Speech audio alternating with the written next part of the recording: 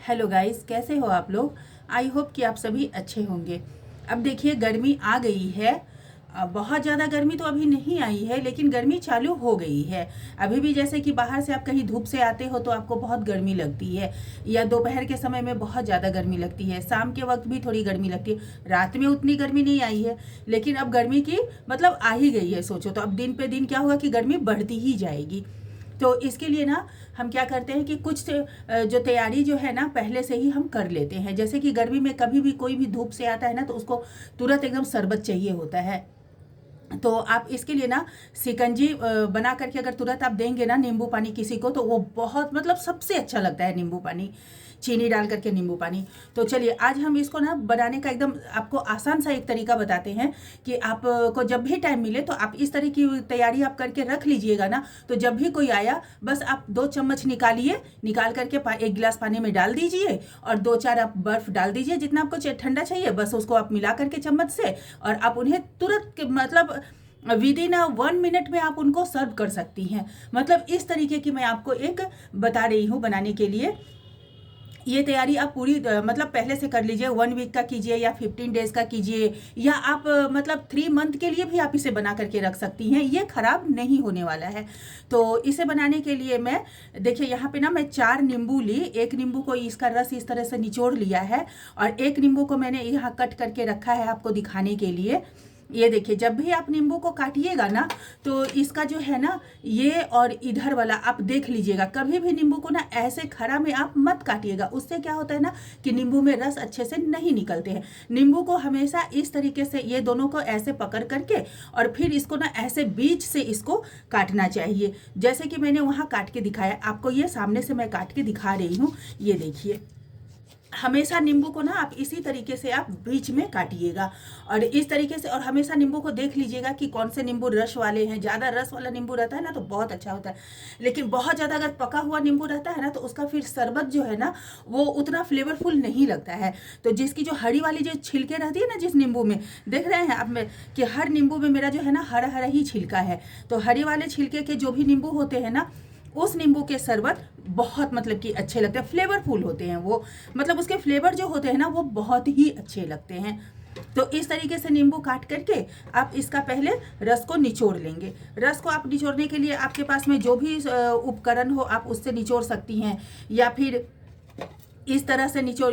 मेरे सब पास में तो ये वाला है, तो इसमें ऐसे मैं दबा करके इसको ऐसे इसी तरीके से इसे निकाल लेती हूँ, ये देखिए।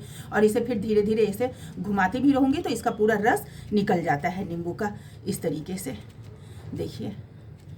ये तो जो भी मतलब कि आपके पास में हो, या फिर आप ऐसे हाथ से भी निचोड़ सकते हैं। ऐसा कुछ नहीं है कि आपको किसी में डाल के ही नींबू के रस को निकालना है, आप इस तरीके से हाथ में भी आप डाल सकते हैं। तो देखिए इस तरीके से मैं यहाँ नींबू के रस को यहाँ जमा कर रही हूँ, निकाल करके।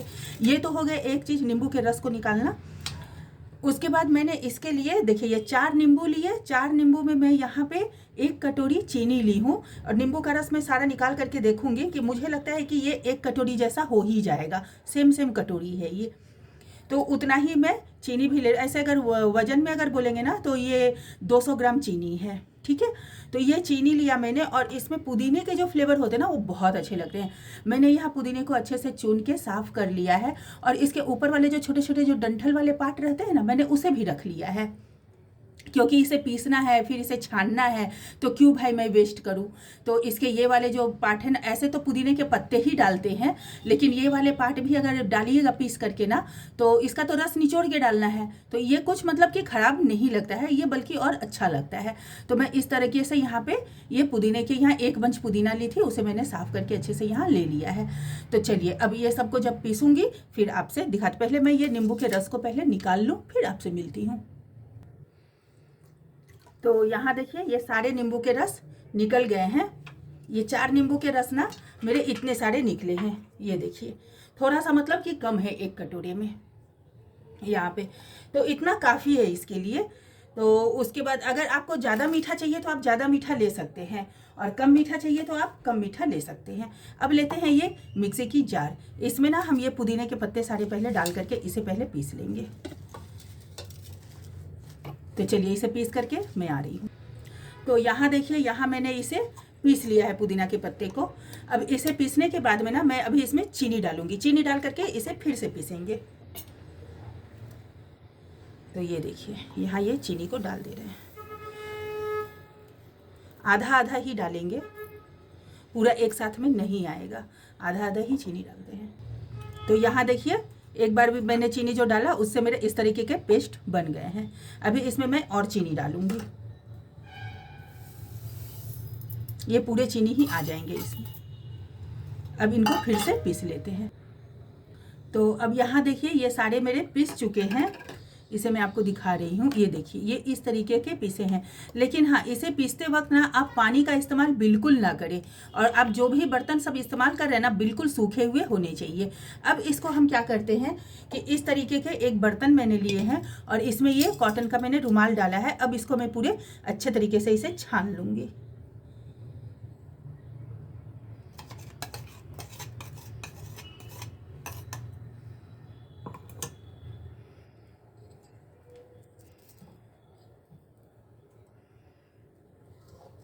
और इसी में ना हम नींबू के रस को भी डाल देंगे, इसे भी मिला करके हम इसी में छान लेंगे एक साथ।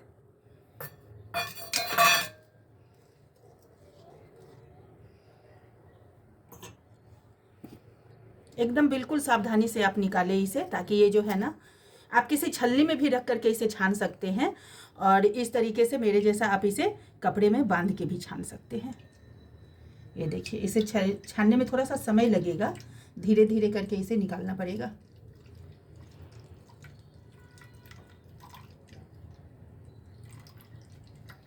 चलिए इसे इसी तरह से चिप करके निकालते हैं। इसे दबा दबा करके इसको घुमा घुमा के निकाल रहे हैं। तो अब आप यहाँ देख सकते हैं कि इसकी जो भी गंदगी थी ना वो इसमें आ गई है। ये देखिए ये सारी गंदगी यहाँ पे है। अब मैं इसे क्या करती हूँ ना, इसे निकाल के इसे हटा देती हूँ और इसको मैं साफ़ करके रख दूँगी। फिर ये कपड़ा जो है ना इस्तेमाल हो जाएगा किसी और काम में, या इसी को जब मैं दोबारा बनाऊँगी तो भी। तो अब आप देखिए ये वाले जो है ना ये बिल्कुल इस तरह से ये हो गए हैं, बन गए हैं ये। अब इसे मैं ना इस तरीके की कांच के बॉटल में इसे रखूँगी, और नहीं तो फिर इसको आप इस तरह से बर्फ़ वाले ये जो रहते हैं ना ये ट्रे, इसमें आप इसको जो है ना जमा करके भी आप रख सकते हैं। तो क्या होगा कि ठंडा पानी भी हो जाएगा। मैं तो इसमें जमा करके ही रखूँगी इसको, पूरा एकदम अच्छे से मैं यहाँ जमा करके रखूँगी। और जब बस 2-4 क्यूब जिसको अपना जितना चाहिए ले करके मैं उसे फिर पानी शरबत वाले गिलास में डाल करके और लोगों को दे दूँगी। और इससे जो है ना ये काम बहुत ईजी हो जाता है। ये देखिए मैं हमेशा इसे ना जब भी समय मिलता है, मौका मिलता है, मैं इसे हमेशा इस तरीके से बना लेती हूँ, और इसे बना करके रखने से ना बहुत ईजी हो जाता है ये काम। और जो बच जाएगा इसका भी बस शरबत बना के पी लेंगे, या फिर कांच के जार में इसे रख देंगे।